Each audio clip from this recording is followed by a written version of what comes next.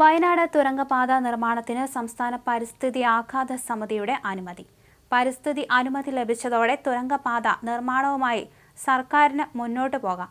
ഉരുൾപൊട്ടൽ സാധ്യതാ പ്രദേശത്തെ തുരങ്കപാത നിർമ്മാണം അതീവ ശ്രദ്ധയോടെ വേണമെന്ന് സമിതി നിർദ്ദേശിച്ചു. പദ്ധതിയുമായി ബന്ധപ്പെട്ട് പലവട്ടം വിശദീകരണം തേടിയ ശേഷമാണ് അനുമതി നൽകിയത്. 25 ഇന വ്യവസ്ഥകളോടെയാണ് നിർമ്മാണത്തിന് അനുമതി നൽകിയത്.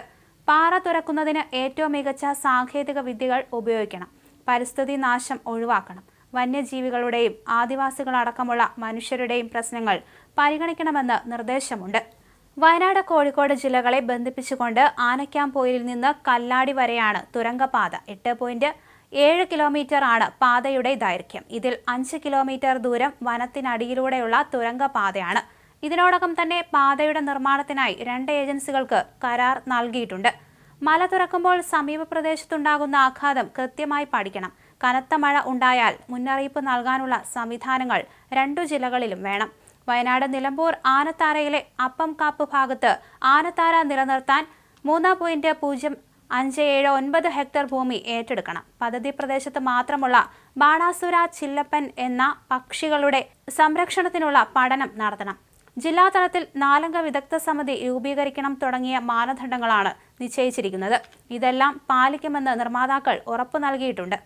ടണൽ പാതയുടെ പ്രവൃത്തി 2 പാക്കേജുകളിലായി ടെൻഡർ ചെയ്തതായി മന്ത്രി മുഹമ്മദ് റിയാസ് നേരത്തെ തന്നെ നിയമസഭയെ അറിയിച്ചിരുന്നു.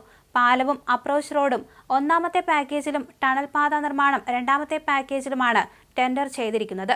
ഉരുൾപൊട്ടൽ ദുരന്തത്തിന് ശേഷമാണ് പാക്കേജ് 2ന്റെ ഫിനാൻഷ്യൽ ബിഡ് തുറന്നത്. കൊങ്കൺ റെയിൽവേ കോർപ്പറേഷനാണ് പദ്ധതി നടപ്പിലാക്കുന്നത്. പദ്ധതിക്ക് 2047.75 കോടിയുടെ ഭരണാനുമതിയും 2137.50 കോടി രൂപയുടെ സാമ്പത്തികാനുമതിയും നൽകിയിട്ടുണ്ട്. പദ്ധതിക്കായി 17.263 ഹെക്ടർ വനഭൂമി ഏറ്റെടുക്കാൻ വനവകുപ്പിന്റെ സ്റ്റേജ് 1 ക്ലിയറൻസ് ലഭിച്ചു.